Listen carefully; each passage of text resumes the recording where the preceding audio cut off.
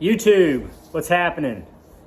Friends on the couch, friends in West Virginia, friends in Virginia, friends in South Carolina, Georgia, Florida, Maine, Maryland, Texas, Oklahoma, even California, Canada, Okinawa, Japan. Anyhow, just wanted to give a couple few maintenance items this go around.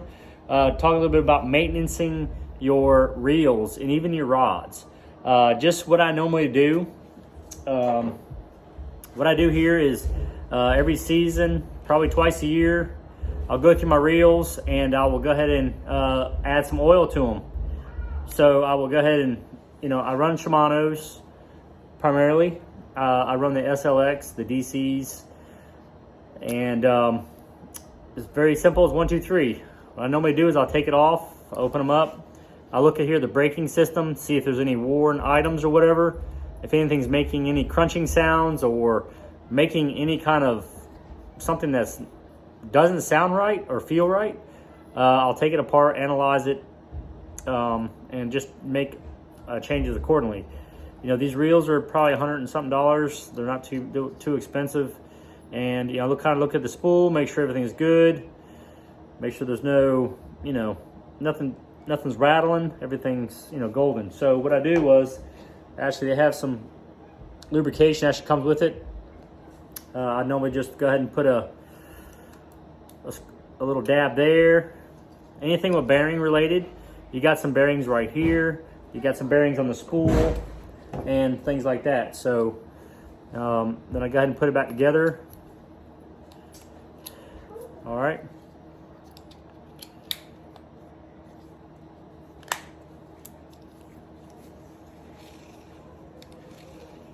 Make sure everything's tight. Make sure the mechanism right there is tight. And wipe it down and go on to the next one. Another thing that I do too is I look at the rod tips, make sure my rod tips are tight. That seems to be an issue, not this year, but recently in the past, that some of the rod tips would kind of work their way loose a little bit. So I take a little dab of super glue and make those changes. Also, another thing that I do is I go ahead and re-spool all my line. I go through every one of my rod and reels, my spinner reels, all my bait casting reels, and I take the time while I'm lubricating them, go ahead and take the line off, replace the line, so I know everything's fresh going into the season.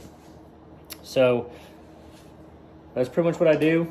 Then I go through and I use Sunline, Sniper, and I use the 4 or 5 different varieties depending on the technique. And another thing that I do as well is I go ahead and, let's see here. There you go. Is like on my cranking rod, depending on the application, I go ahead and write on the side of the reel like the pound test. So I know in the season, mid-season or whatever I'm changing the line next go around, I'm putting the same line back on the rod because I have everything pretty much bait specific, rod reel and line combo. So if you guys have any questions, PM me below and I'll try to get back to you as soon as I can. Again, I appreciate everybody tuning in, and I want to give a big shout out to a couple of my sponsors this year, Vector Hooks, of course, kisselkraftscustomrods. You guys check them out online. They have a great website where you guys can go in there and build your own rods, using the MHX blanks, custom build your color palette, your rod handles, your line tie colors, the whole shebang. They have a couple of different varieties up there.